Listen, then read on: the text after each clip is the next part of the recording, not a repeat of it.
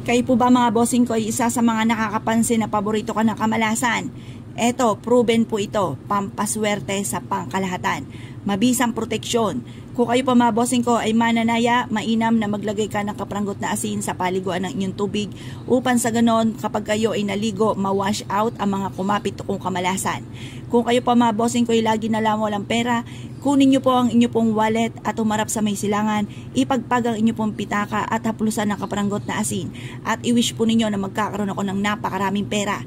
At kung kayo po mga bossing ko ay isa sa mga mahilig rumakit or may negosyo, mainam na meron kayong ganito. Maglagay ka ng asin sa may gilid na malapit sa inyo pong kaha at ito po ay magtatawag ng swerte. Or maglagay ka ng asin mga bossing sa gilid ng pintuan ng main entrance ng inyong negosyo at magtatawag po ito ng swerte. Kung piling po ninyo kayo po ay lagi na lang may karamdaman at kayo po ay piling nyo